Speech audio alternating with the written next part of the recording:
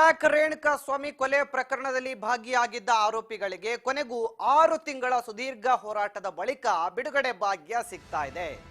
ಸಂಬಂಧಪಟ್ಟಂತೆ super exclusive breaking.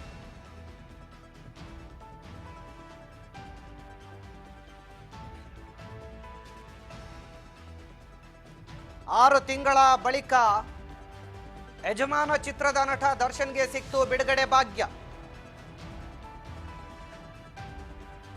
ನಟ ದರ್ಶನ್ ಸೇರಿ ಒಟ್ಟು 11 ಆರೋಪಿಗಳು ರೇಣುಕಾ ಸ್ವಾಮಿ ಕೊಲೆ ಪ್ರಕರಣದಿಂದ ಹೊರಬರುತ್ತಿದ್ದಾರೆ. ಡಿ ಗ್ಯಾಂಗ್ನ 7 ಮಂದಿಗೆ ಇಂದು ಜಾಮೀನನ್ನ ಮಂಜೂರು ಮಾಡಿದೆ ಕೋರ್ಟ್. ಕೊಲೆ ಪ್ರಕರಣದ 11 ಆರೋಪಿಗಳು ಈಗ ಜಾಮೀನು ಪಡ್ಕೊಂಡಿದ್ದಾರೆ.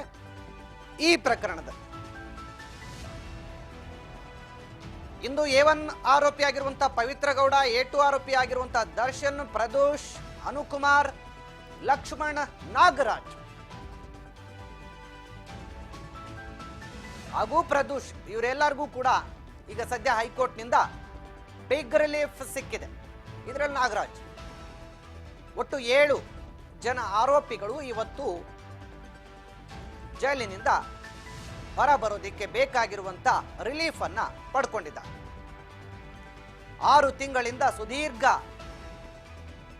ಕಾನೂನಿನ ಹೋರಾಟದ ನಂತರ ಆರೋಪಿಗಳಿಗೆ ಸಿಕ್ತು ಕೊನೆಗೂ ಜಾಮೀನು. ಕೋರ್ಟ್ ಈಗ ಷರತ್ತುಬದ್ಧ ಜಾಮೀನನ್ನ ನೀಡಿದೆ. ಸಾಮಾನ್ಯವಾಗಿ ಷರತ್ತುಬದ್ಧ ಜಾಮೀನು ಇರುತ್ತೆ ಅಂದ್ರೆ ಕೋರ್ಟ್ನ ಲಿಮಿಟ್ಸ್ ಅಲ್ಲಿ ಇರಬೇಕು, ಇಬ್ಬರ ಶ್ಯೂರಿಟಿ ಬೇಕು, ಇಷ್ಟು ಅಮೌಂಟಿನ ಬಾಂಡ್ ಬೇಕು, ಸಾಕ್ಷಿ ನಾಶ ಮಾಡಂಗಿಲ್ಲ, ಕರೆದಾಗ ಒಂದು ವಿಚಾರಣೆಗೆ ಹಾಜರಾಗಬೇಕು, ಇಂಥವೆಲ್ಲ ಇರುತ್ತೆ. ಈ ಎಲ್ಲ ಷರತ್ತುಗಳ ಮೇಲೆ ಸದ್ಯ ಜಾಮೀನನ್ನು ಕೊಟ್ಟಿದೆ ಕೋರ್ಟ್.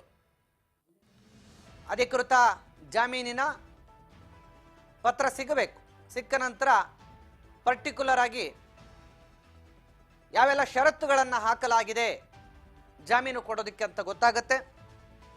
ಸಾಮಾನ್ಯ ಜಾಮೀನು ಕೊಡಬೇಕಾದ್ರೆ ಸಾಕ್ಷಿ ನಾಶ ಮಾಡಬಾರ್ದು, ಕೋರ್ಟ್ ಲಿಮಿಟ್ಸ್ ಅಲ್ಲಿ ಇರಬೇಕು, ವಿದೇಶ ಪ್ರವಾಸ ಮಾಡಂಗಿಲ್ಲ, ಪಾಸ್ಪೋರ್ಟ್ ಅನ್ನ ಹ್ಯಾಂಡ್ ಓವರ್ ಮಾಡಬೇಕು.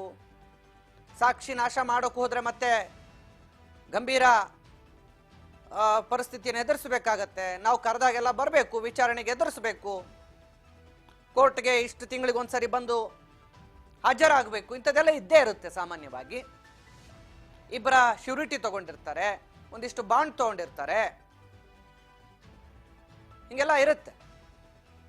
A1, A2, A7, A11 ಹಿಂಗಿರೋದ್ರಿಂದ ಅವರವರ ಏನು ಆರೋಪ ಸ್ಥಾನದ ಮೇಲೆ ತಕ್ಕಂಗೆ ಅವರಿಗೆ ಅಮೌಂಟ್ ಬಾಂಡ್ ಕೊಡ್ಬೇಕು, ಇಷ್ಟು ಅಮೌಂಟ್ ಶ್ಯೂರಿಟಿ ಬಾಂಡ್ ಕೊಡ್ಬೇಕು ಅಂತ ಕೂಡ ಹೇಳಿರ್ತಾರೆ. 7 ಜನರಿಗೆ ಈಗ ಜಾಮೀನು ಕೊಟ್ಟಿದ್ದಾರೆ.